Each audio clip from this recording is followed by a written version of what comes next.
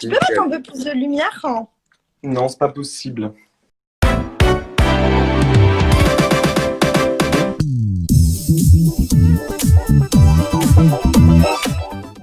Oui, il faut que j'investisse dans des lampes. Enfin bon, c'est pas très intéressant. Peut-être pour suivre un petit peu ce qu'on va raconter, Ouais. euh, vous pouvez vous connecter sur Vogue Runway Ou et Vogue.fr.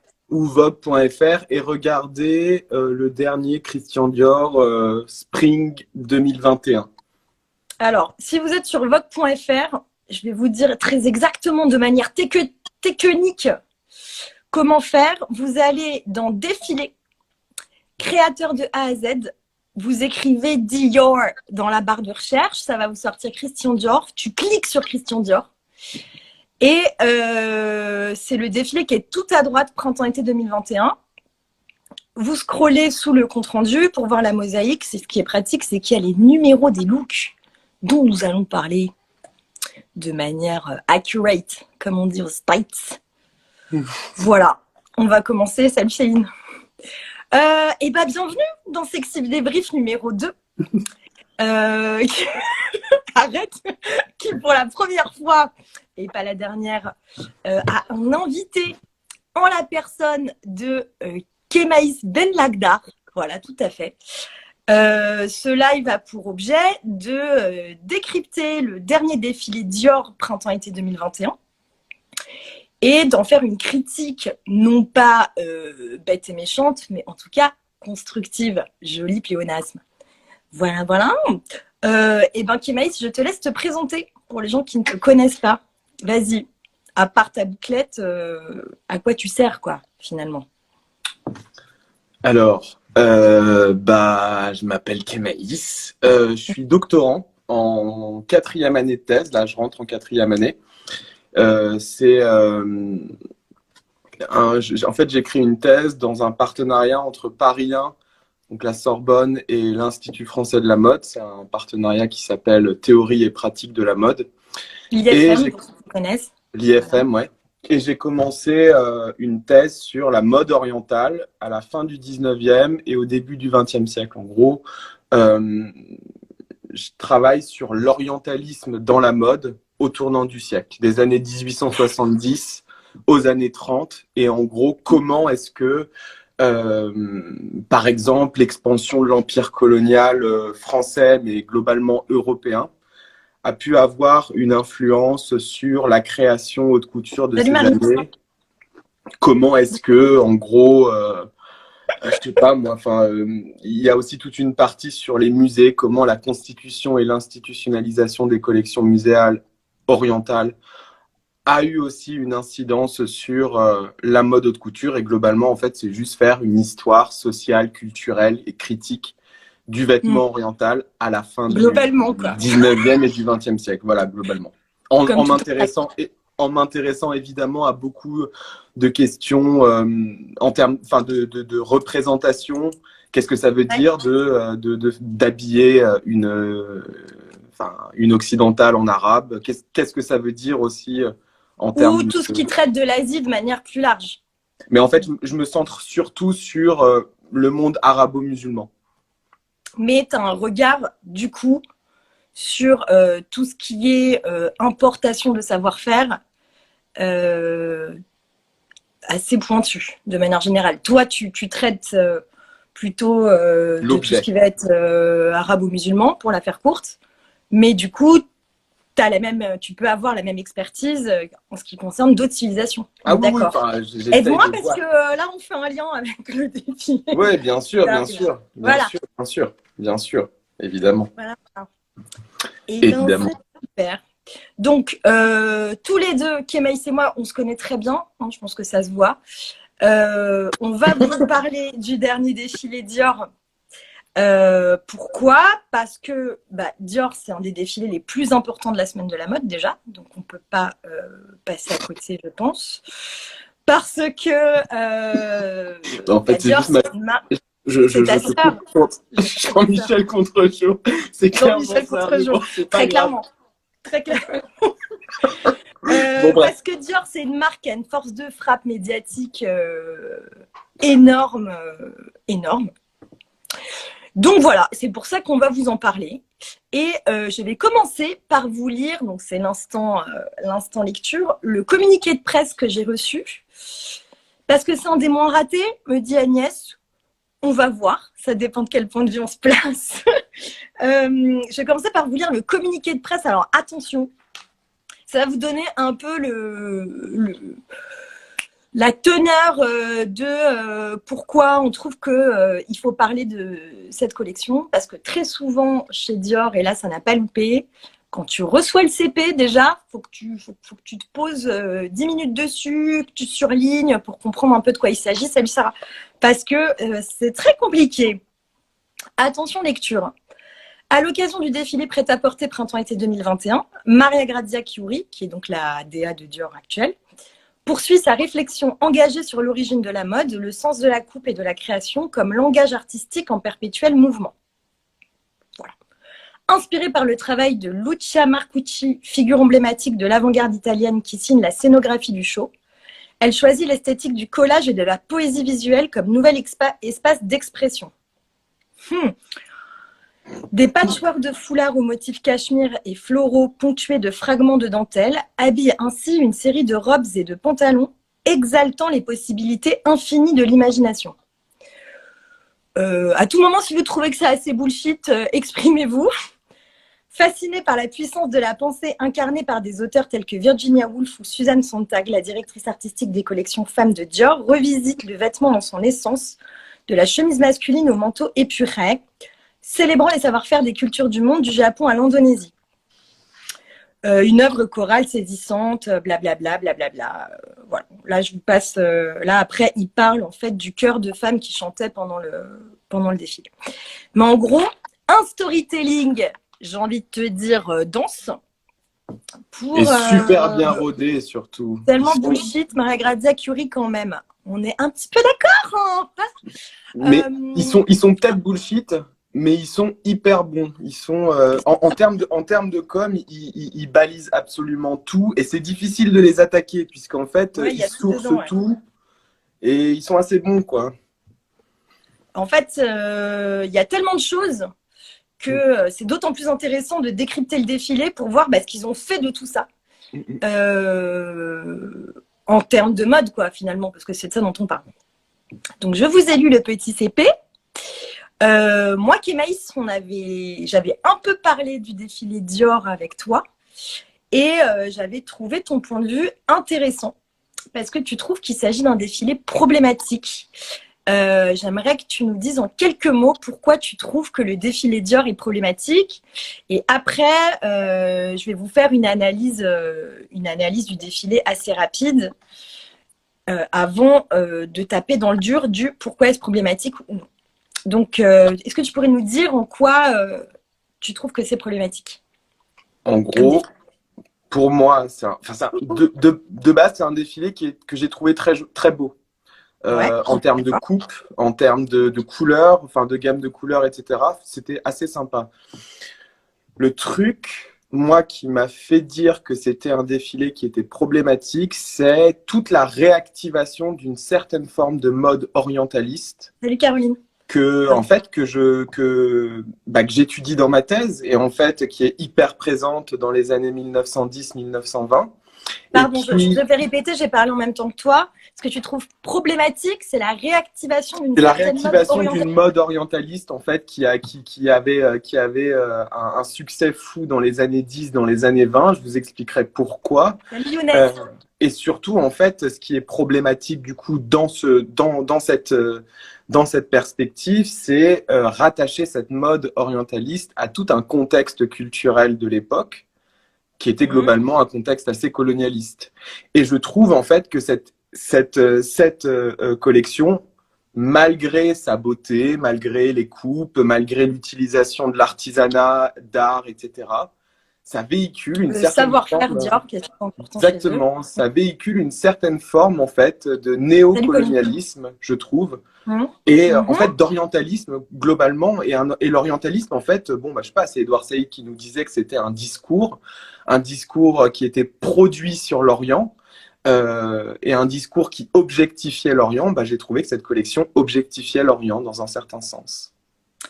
Alors, Je vous expliquerai pourquoi du coup. Hein, voilà, évidemment. on va développer un peu plus tard. Là, vous avez la problématique que je dois dire que je partage avec Kémaïs, en fait, pour ne rien vous cacher, tout en étant une grande... Est-ce qu'on parle de la collection croisière Dior Marrakech? Younes, ne me spoile pas, parce que alors ça, je pense qu'on était au max du Au temps béni des colonies, quoi, très clairement. Ouais, mais en fait, en attendant... Et le problème de Maria Grazia, de manière générale, c'est pourquoi, une fois par an, parce que c'est ça, putain, on a cavalé dans le plan.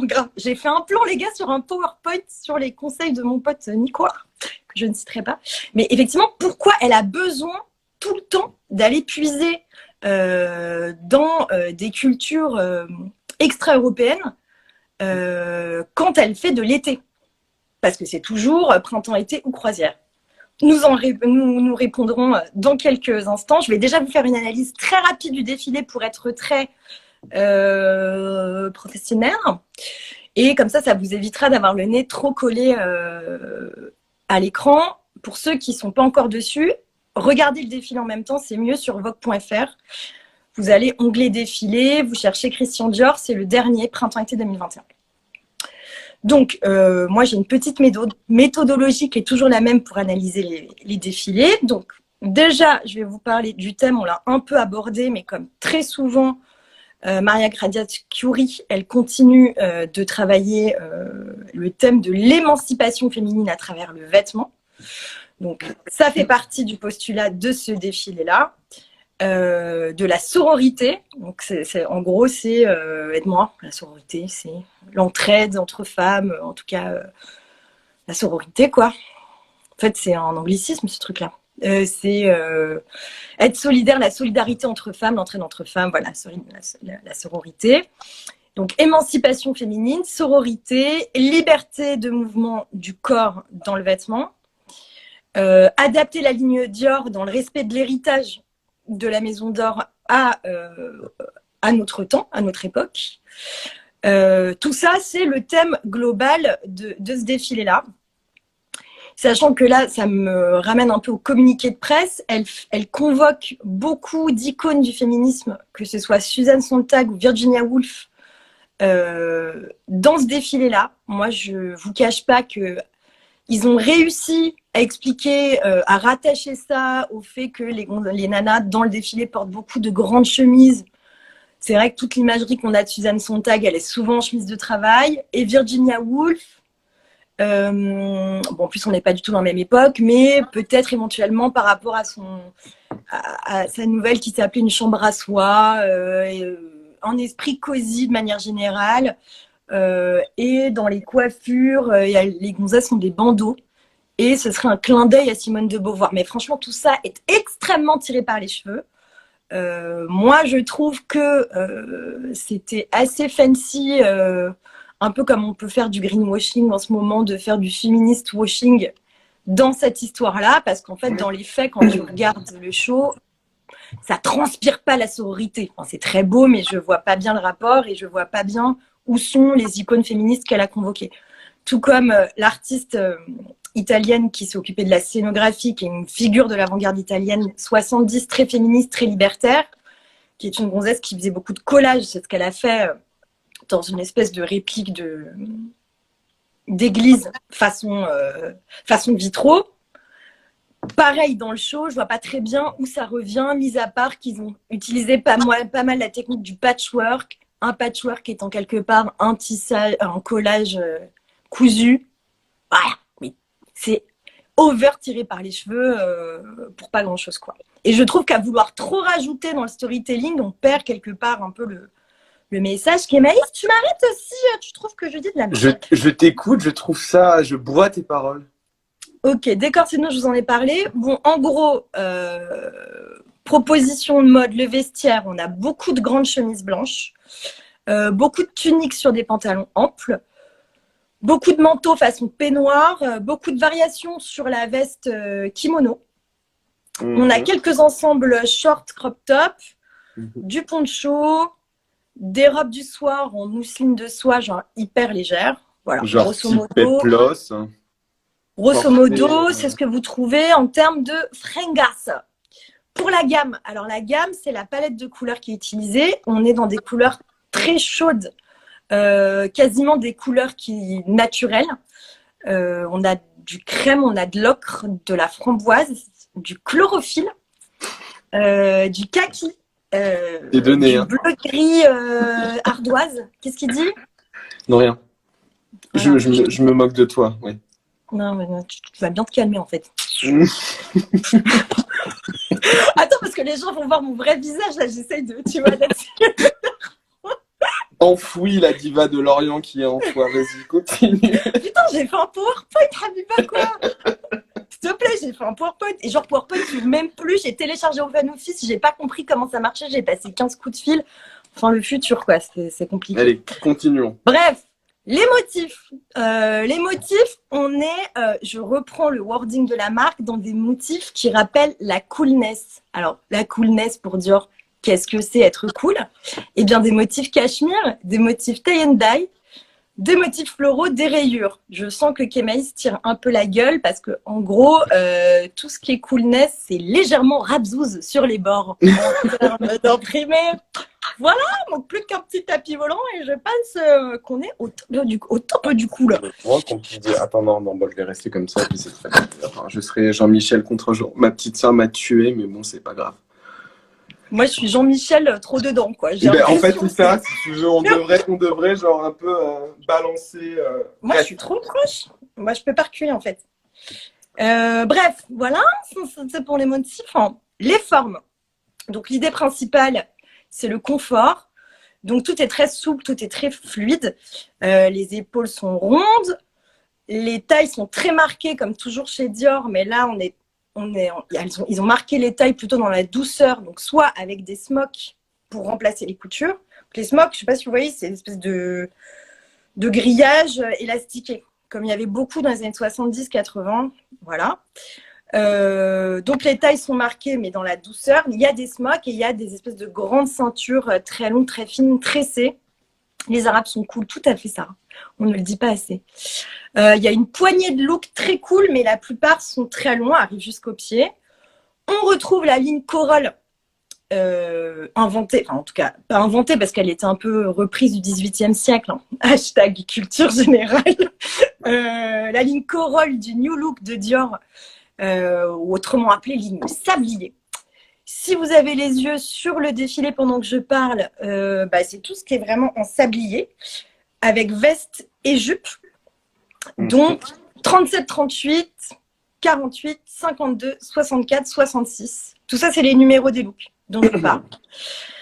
Donc Dior, historiquement, il y avait la ligne Corolle et une ligne en 8. Donc c'est la même chose, taille marquée, mais par contre là les jambes elles sont entravées, donc c'est plus resserré. C'est l'inverse. En fait, c'est des lignes qui sont très années 50, très pin-up. Des pantalons amples aussi. Voilà. Et donc là, ça fait beaucoup moins pin-up parce que c'est adapté à aujourd'hui. Qu'en dessous, il n'y a pas de corset, il n'y a pas de corsage, pardon, il n'y a pas de corsetterie qui entrave à fond. Mais en gros, dans la coupe, dans la coupe, il y a quand même du Dior. Ça reste quand même Dior. Ah oui, clairement, il y a clairement certains looks qui sont particulièrement hyper identifiables. Dior. Ouais. Du genre le look 48, le look. C'est ce que je viens de dire. Ouais, bah voilà, bon bah tiens, très bien. Le look 52, c'est du Dior. Quoi. Ouais. 37, 38, 48, 52, 64, 66, tout ça, c'est très très Dior dans la ligne. Le reste. Le reste, voilà. J'ai essayé de trouver des petites lignes en 8 par-ci par-là, mais ce serait pas très honnête intellectuellement, je pense. Mais ça ferait très plaisir chez Dior quand même. Donc je vous le dis, les mecs, vous êtes super. On adore. Non, mais en vrai, c'est une marque que j'aime beaucoup. Hein. Non, mais je veux juste aparté. S'il y a des gens de Dior qui vous regardent, et d'ailleurs, je le crois, j'aime beaucoup. Voilà. N'hésitez pas à m'envoyer un petit sac. Genre la meuf, tout est possible. À tout moment, tac. Mais je t'avais dit ça tout à l'heure. Tu bouffes à tous les râteliers. Bien sûr. Moi, j'ai aucune. Non, j'ai vachement d'éthique en vrai, mais bon, j'ai jamais de cadeau étonnamment. Voilà. Beaucoup d'éthique, mais ça s'arrête lorsqu'on veut un sac Dior. Non, ouais, par exemple, le Bloomer, effectivement, il y a certes, enfin, Audrey parlait de bloomer. Ouais. C'est des espèces de pantalons très très larges qui effectivement peuvent faire penser à... Et en plus qui était une tenue globalement assez... Qu'est-ce qui t'arrive? Pas du tout. Je me passe Ah un bon? message subliminal. Qui, Oui. comment dire, tu m'as fait perdre le fil. Pardon, bloomer, chaton, excuse-moi. Porter justement aussi à des, pour un peu libérer la femme, lui permettre aussi de travailler, de faire De des travail. activités sportives, etc., etc. Effectivement, peut-être que ça peut rentrer dans la gamme féministe des années du 19e siècle. Bref, continuons. Bah non, mais du coup, en conclusion, moi, je trouve que tout ça donne une impression très cocon, très cosy, presque sépia, assez 70, comme souvent d'ailleurs chez Maria Grazia Chiuri. Au niveau de l'héritage Dior, donc on a parlé de la forme corolle qui revient beaucoup. Tout ce qui est patchwork de foulard, donc ça vous les verrez sur les looks 2, 4, 6, 9 par exemple. En fait, ils ont utilisé des foulards qu'ils avaient en archive, qu'ils ont recolorés et qu'ils ont montés en patchwork.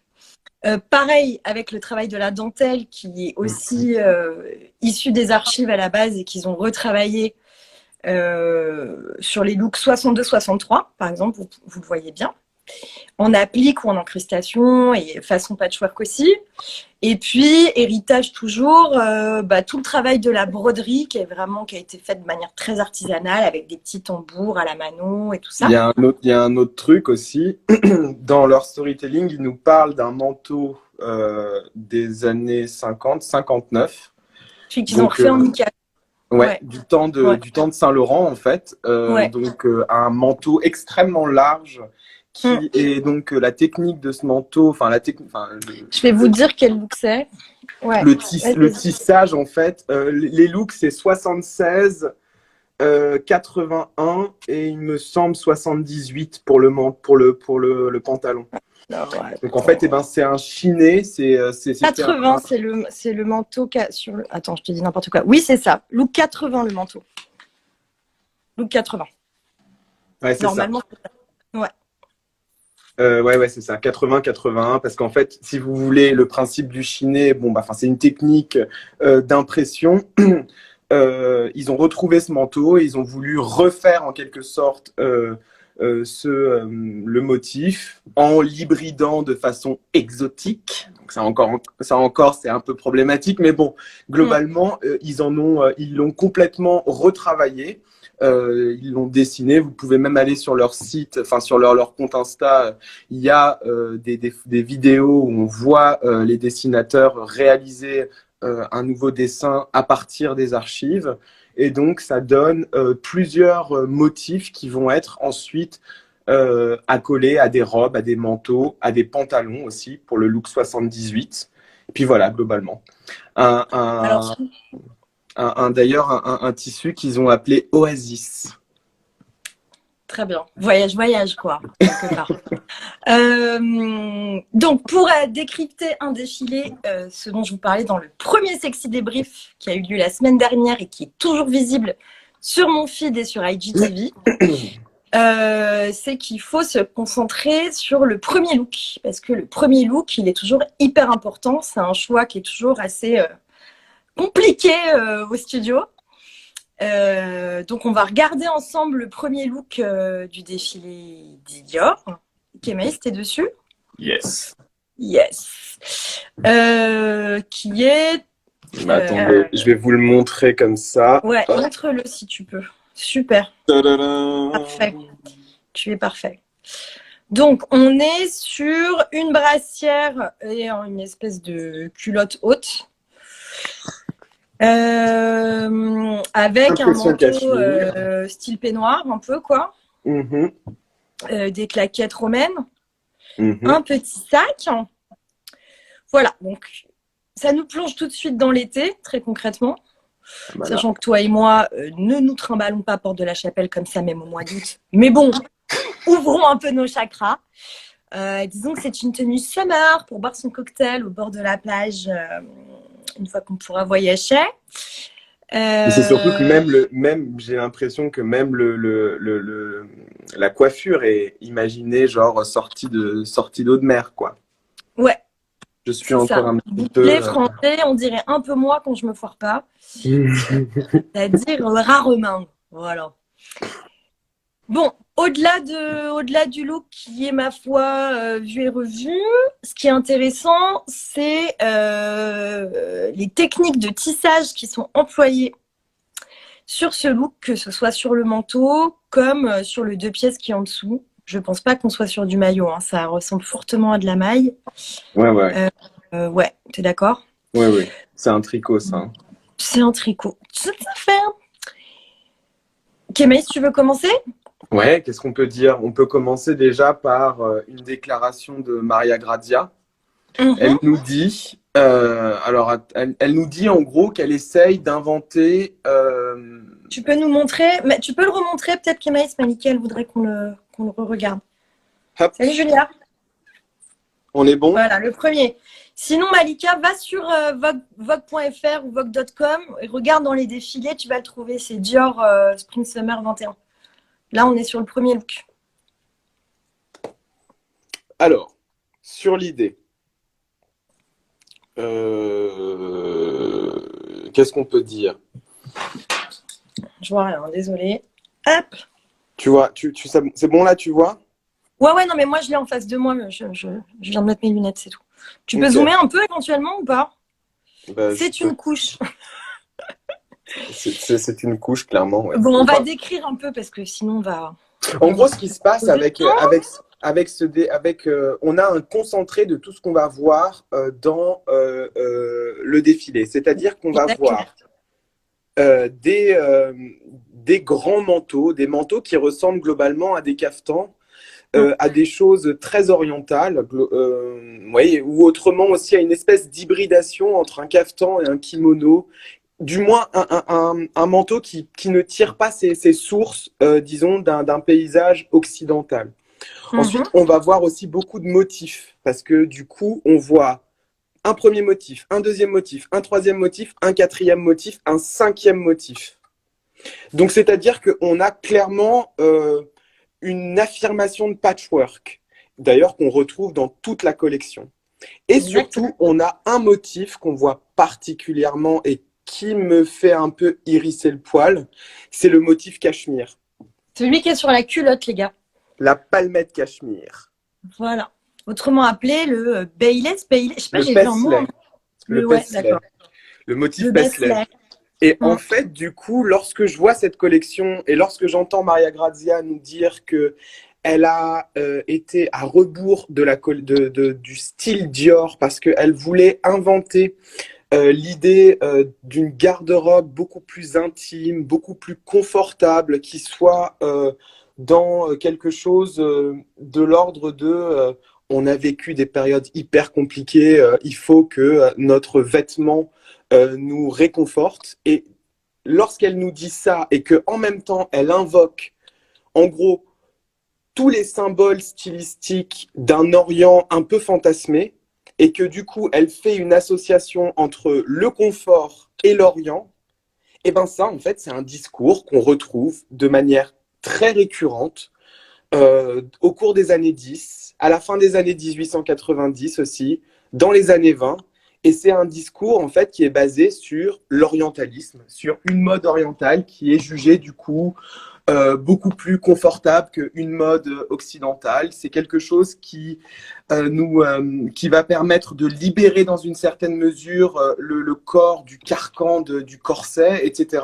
Et donc, en disant ça, je ne sais pas si elle se rend compte en fait qu'elle se met en fait dans une filiation et dans une certaine forme de chronologie qui a débuté avec la mode orientale, mais globalement en fait on est là dans une espèce de réactivation d'une certaine forme de mode qui arrive à un moment où l'empire colonial est à son bas Oui, son la plein. nonchalance orientale, Caro, c'est ça. Exactement. Pardon. Comment? Il y a Caroline Dubois qui vient de parler de la nonchalance orientale. Exactement, Ouais. exactement. C'est-à-dire qu'en fait, eh ben, on privilégie la coupe à plat plutôt que la coupe sur un corps.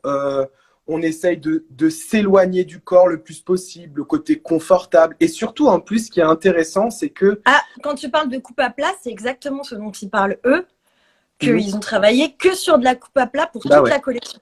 Et ben en fait, on le doigt sur quelque chose de très technique, messieurs, dames, mais qui est très, très juste. On a véritablement, je vais vous expliquer ça. On a véritablement en fait une révolution au cours du début du XXe siècle sur, en fait, si vous voulez, de base, une robe à l'occidental, elle se bâtit sur un mannequin, sur une forme, sur quelque chose. On fait un moulage en fait, ça s'appelle. Voilà, exactement. Donc on a cette forme et ensuite on va coudre par-dessus un vêtement qui va épouser la forme. Dans certaines autres cultures, on va procéder différemment. Et on va pas avoir forcément besoin d'une forme, mais on va simplement en fait couper à plat le tissu et le coudre à plat. C'est-à-dire de manière, par exemple, un bidimensionnel. Tissu… Exactement. Pas en 3D. Voilà, exactement. Et donc en fait, ça donne clairement le premier look. Le premier look, on voit clairement en fait qu'il a été coupé à plat parce que il n'a pas une forme en tant que telle. Si vous voulez, en fait, la forme est révélée au moment où c'est porté sur les épaules, etc. D'ailleurs, tout le monde peut rentrer à peu près dedans en vérité. Exactement. Voilà, c'est le but. Comme pour un kimono ou un kaftan, ce genre de choses. Exactement. Et surtout, en plus, ce qui est intéressant avec le kimono, c'est que le kimono devait être… en gros, le système décoratif du kimono devait être aussi bien visible à plat que porté sur un corps. Donc, en fait, si vous voulez, les coutures et les positionnements de motifs se faisaient en fonction de leur visibilité aussi bien à plat que sur le corps. C'est-à-dire que lorsqu'on porte un kimono, on voit exactement le motif. Par exemple, dans une robe à la française, on s'en fiche du motif. On va coudre le tissu le plus possible. On me demande quel est l'intérêt de couper à plat. Est-ce que c'est du gain de temps? En fait, c'est une autre technique. C'est une technique qui va permettre beaucoup plus de souplesse dans un certain sens. Vêtements ornemental, tout à fait. En fait, est-ce qu'on peut aussi parler de de ce qui revient, donc le motif cachemire qui est partout dans la collection, et en fait en fil rouge aussi, ils ont utilisé tout ce qui va être teinture de fil avant le tissage. Alors, ce qui donne cet effet flou. Pardon, je te coupe un peu. Vous verrez que tous les motifs qui sont tissés, donc quasiment tous les motifs partout, sauf imprimé foulard et compagnie, ont un espèce d'effet un peu flou, comme s'ils bavaient un peu aquarelle. Ça, à la base, historiquement, c'est des techniques qui viennent, on n'est pas très bien sûr de ça, mais en gros, d'Asie. On pourrait situer ça au 6e siècle en Chine, au tout départ. Pour une raison étymologiquement qu'on ne connaît pas, ça a été appelé, après il y a plusieurs noms, mais le ICAT, I-K-A-T, ça a été importé vers les années 1800 en France. Et pour gagner du temps, ça a été industrialisé avec des machines et ça a permis de faire des motifs encore plus précis, mais toujours avec ce système de tendre le fil avant. En fait, c'est l'inverse d'un jacquard, par exemple. Il y a deux techniques pour une maille ou un tissage. C'est explique, Kémaïs, je vais m'embrouiller là. Mais bon, en gros, pardon, juste que je finisse. Vous allez voir que le long de tous les looks, il y a cette technique du ICAT qui revient. Alors après, ça peut être des imprimés, ça peut être une toile de Jouy Dior qui est travaillée. Alors c'est super intéressant, qui est travaillée avec cette technique. Tout comme ça peut être des imprimés vraiment, en tout cas des motifs, pardon, parce que c'est pas imprimé, des motifs qui sont très clairement premier degré, issus de culture, parce que en fait l'ICAT ça a traversé plusieurs continents jusqu'à l'Amérique du Sud quasiment, je pense, jusqu'au Mexique. Tu m'arrêtes si je dis n'importe quoi. Ouais. Mais ça se retrouve en Ouzbékistan, on peut en retrouver au Japon, on peut en retrouver donc Indonésie, Bali, toutes ces régions-là. Il y a beaucoup de marques, de petites marques françaises qui en ont beaucoup utilisé. Etro en utilise beaucoup hétéro, roi de l'appropriation Ah bah culturelle. ça, on Ah est bah sur, alors à la Palme d'Or. Mais eux, ils sont géniaux parce qu'en fait, eh ben, lorsque tu vas dans un défilé hétéro, tu sais ce que tu vas voir. Tu sais que Ah bah, tu... copine Isabelle Marant, même si je l'aime bien, voilà, Ouais. on est beaucoup. Alors, là, on met un point sur quelque chose d'intéressant. On met le doigt sur quelque chose d'intéressant. Alors, eux, comment ils storytellent leur utilisation de l'ICAT? Ils nous disent un truc super joli. Mais c'est super compliqué, surtout. Mais Parce que non, moi, je trouve c'est ça... 15 fois la phrase. Quel est le rapport avec la sororité dont tu parlais au début? Je ne comprends rien. Enfin, mis à part que ce soit très beau, en vérité. J'ai noté une phrase de Maria Grazia qui est absolument incroyable. Parce que du coup, en fait, elle parle d'ICAT et elle parle de chiné. De chiné. Donc, alors, il faut expliquer la différence entre le chiné et l'ICAT. En fait, l'ICAT, c'est l'ICAT. En fait, l'idée avec l'ICAT, c'est que c'est un Parce qu'ils ont mélangé du chiné et de l'ICAT aussi. Exactement. Et c'est les voilà. En gros, bon, c'est un peu technique, les gars. J'espère que bon, ça vous plaît. Non, mais ça va le faire. C'est assez facile à comprendre. En gros, l'ICAT, c'est une technique de tissage. Et en fait, le principe, c'est que on va teindre chaque fil qui va servir à faire le tissu avant de mettre ces fils sur le marché, en fait. Voilà, sur le métier à tisser. Et voilà, donc, du coup, on va avoir des fils de plein de couleurs différentes et à des endroits différents aussi des couleurs. Et en fait, c'est le fait de passer la trame dans le tissu, dans les fils. Parce qu'un tissu, c'est une chaîne et une trame. Hein. C'est en une chaîne et une trame. Voilà, chaîne et trame. Clac, clac, clac, clac. Et en fait, eh ben, c'est le passage de la trame qui va former le tissu et du coup le motif en même temps. Donc en fait, c'est qui donne cet effet flou, contrairement à d'autres techniques qui donnent des dessins très très nets. Le chiné, c'est exactement la même chose, sauf que en fait, c'est français le chiné. Ouais, c'est de l'impression en fait. C'est-à-dire que c'est juste une impression qui imite l'ICAT dans un certain sens. Et c'est quelque chose qui a été, qui a été importé en France sur le modèle de l'ICAT et qui du coup… Dans les années 1800 et des brouettes. C'était pour gagner du temps et pour faire des choses plus compliquées que ce que l'ICAT, en plus, c'est ultra long. Exactement. Tu mets, les gonzesses, elles mettaient quasiment 2 ans à faire une pièce, quoi, à la main. Enfin, c'était quelque chose. C'est toujours, d'ailleurs, ça existe toujours. Hein, donc, voilà, c'était la version industrielle de l'ICAT, en fait, le chiné. Le storytelling de la marque, Maria Grazia, elle nous dit « I think, alors excusez-moi mon accent de merde, I think the concept of mixing elements from different cultures, but… attends, merde, j'ai perdu le fil. En gros, ce qu'elle explique, c'est juste que elle veut mixer différentes techniques de confection et il y a marqué que la porcelaine de Delft est à la porcelaine chinoise. Quoi?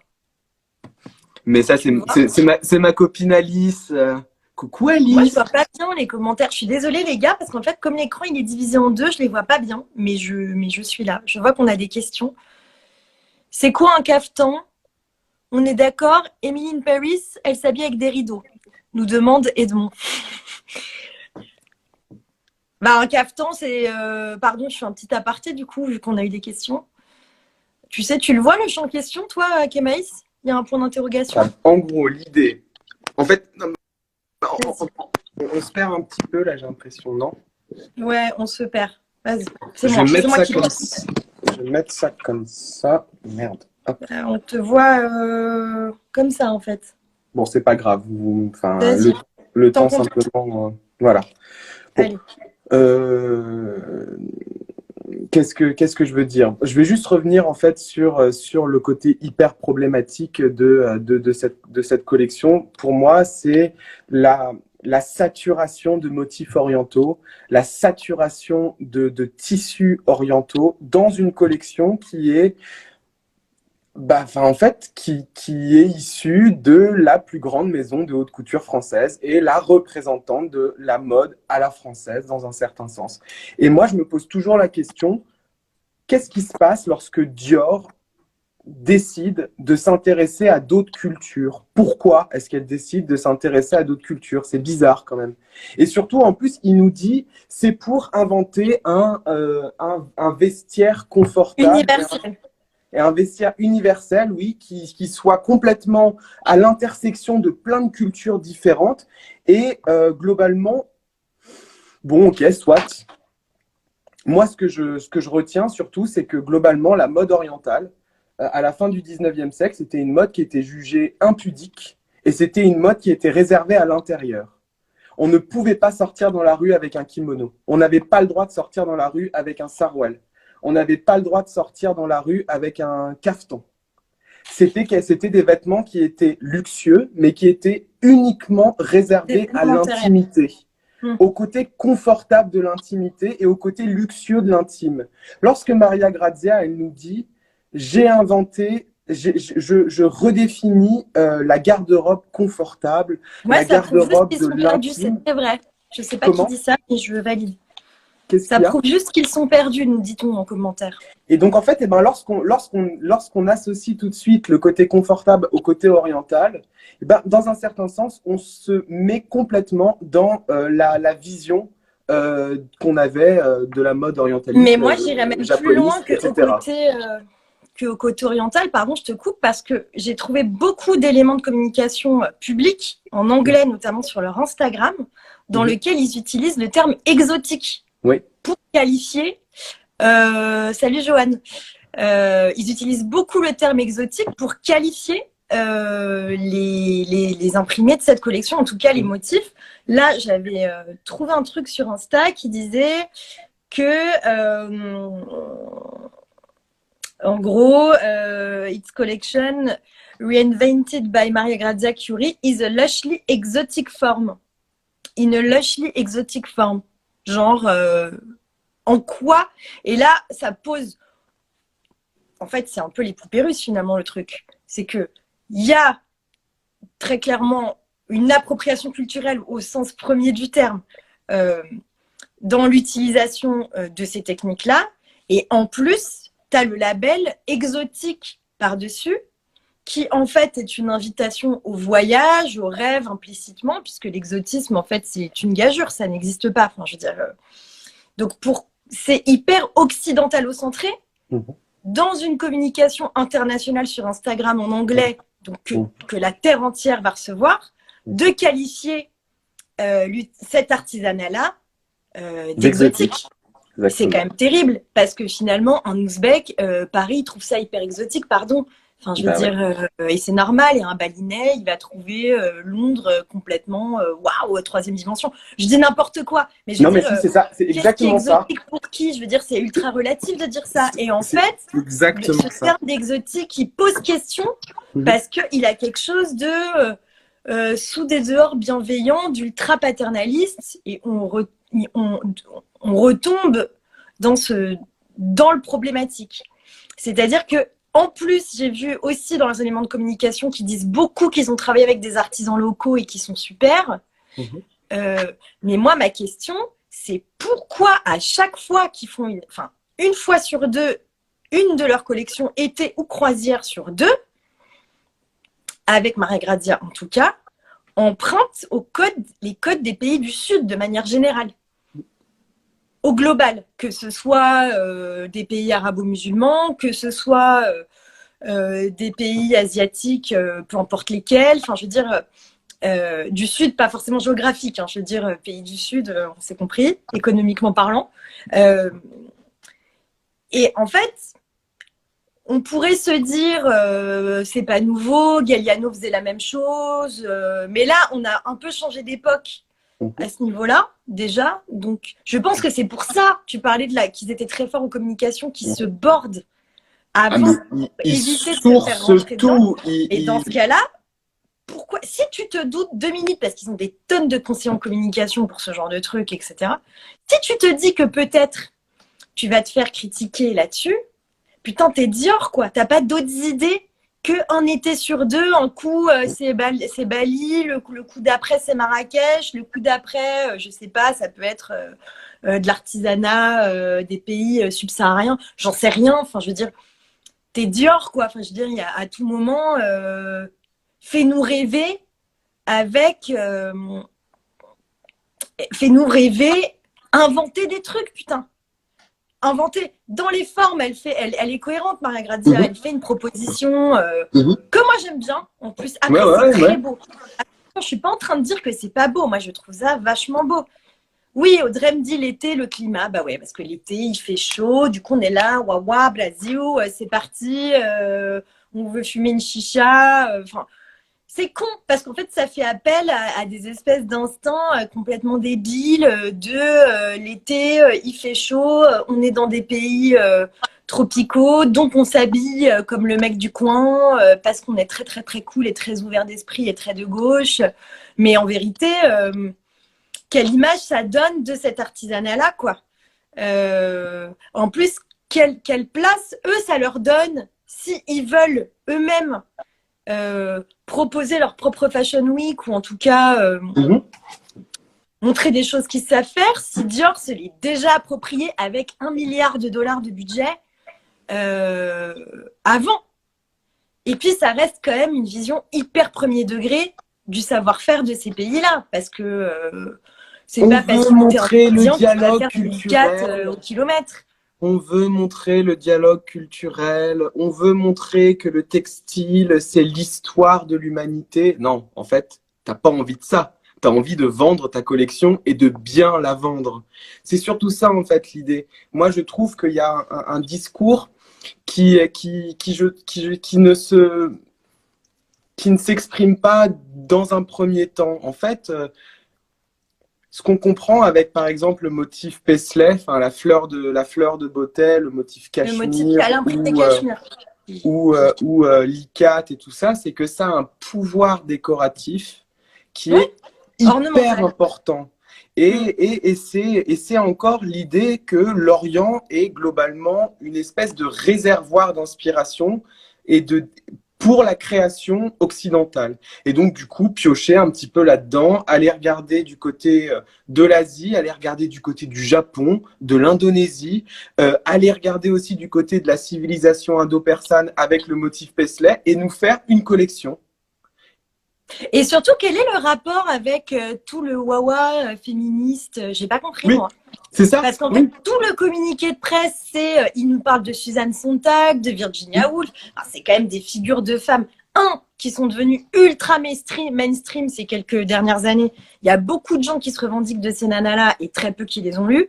Mais j'ai l'impression, bon, tant mieux qu'elles sont réhabilitées ou en tout cas qu'elles bénéficient de vachement de visibilité ces derniers temps grâce au nouveau courant féministe.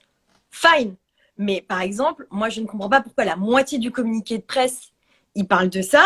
Il parle de ces écrivaines-là qui sont des meufs genre majeures, fondamentales. Et c'est pas des trucs, enfin, je sais pas, c'est pas des œuvres à prendre à la rigolade ou de manière anecdotique, gadget, décorative. Genre, j'ai mis un bandeau dans les cheveux de la gonzesse en hommage à Simone de Beauvoir. Je trouve ça hyper... C'est dommage, en fait. Enfin, je veux dire, tu veux t'inspirer de Suzanne Sontag, mais t'as bien le droit. Mais alors, vas-y, fais une collection autour de son œuvre, autour de son vestiaire. Vas-y à fond. C'est pas je te saupoudre de Suzanne Sontag, je te saupoudre de Virginia Woolf. Je fais c'est pour plaire aux Star Wars, nous dit Malika en direct de Beyrouth. Écoute, je te laisse maîtresse de tes propos. Moi, je trouve effectivement que d'une certaine façon, c'est quand même hyper marketing parce que c'est vachement dans le vent.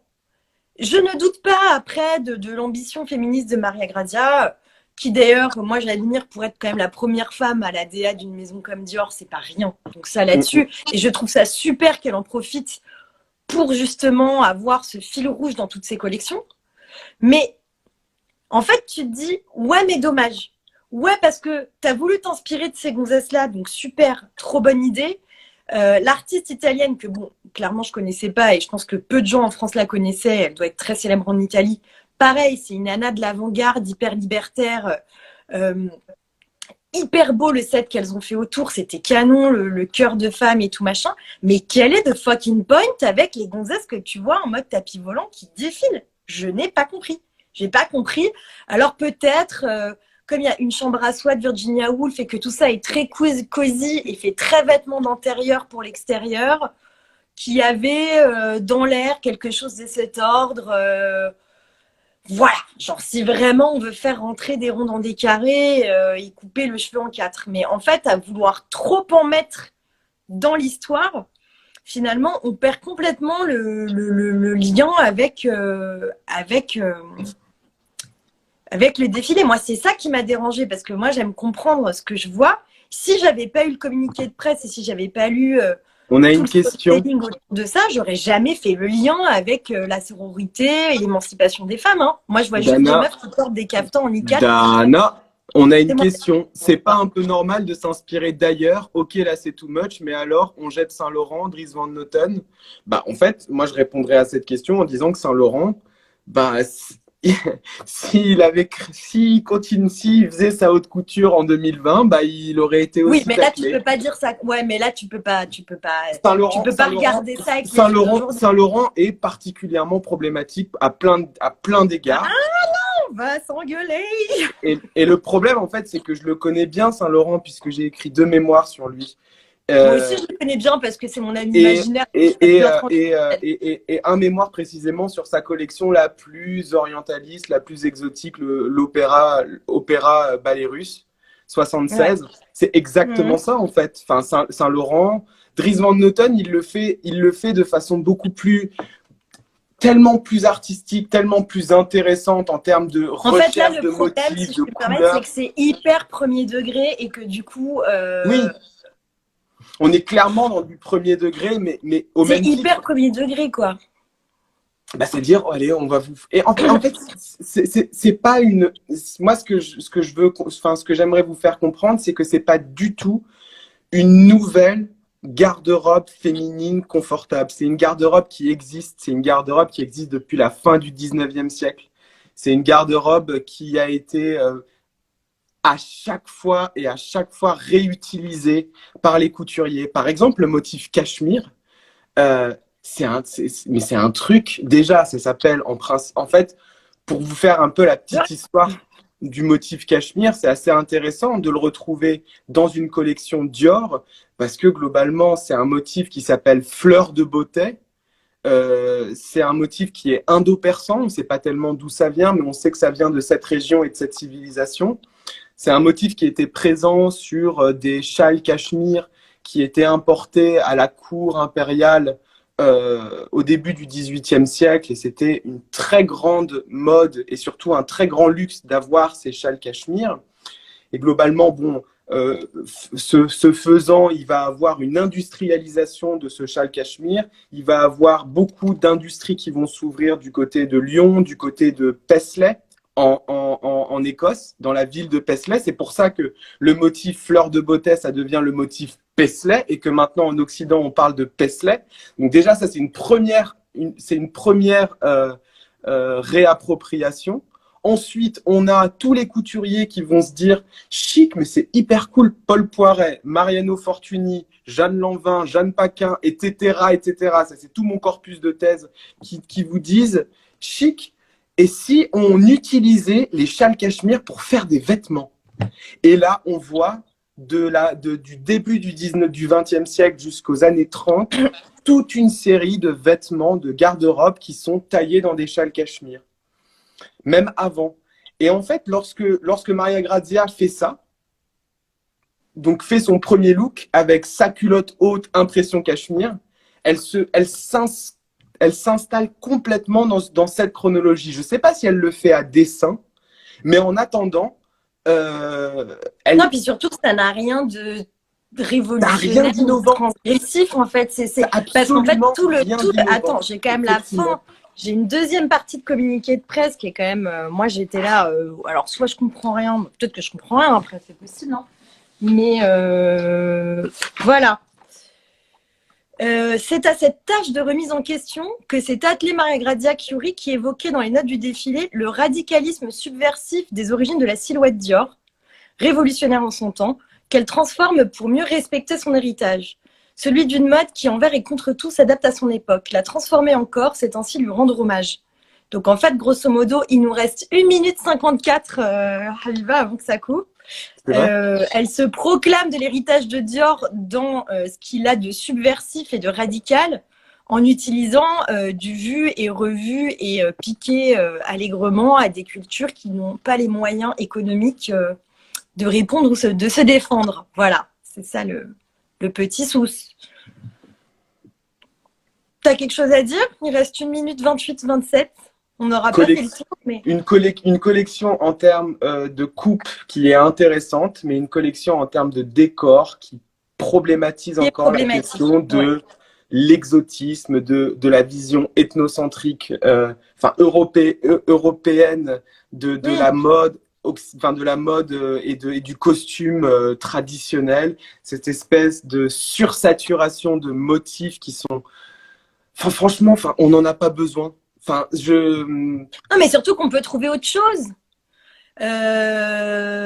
Moi, la sororité là-dedans, je la vois pas. Je vois pas ce qu'elle vient faire là. Le féminisme, je le vois pas non plus. Donc, tout ce wa décorum pour finalement une très très belle collection, mais bon, qui n'a pas de rapport avec le storytelling. Déjà, ça me pose problème. Et le point de l'appropriation culturelle, il est évident là. Il est évident. Et pour une maison comme Dior, c'est dommage, même si j'adore Dior. Les gars, il me reste 20 secondes. Juste pour remercier Kémaïs et vous dire que ce live sera encore visible pour de vrai sur IGTV à partir de maintenant, right now. Et sur mon feed. Je vous fais des bisous. Salut!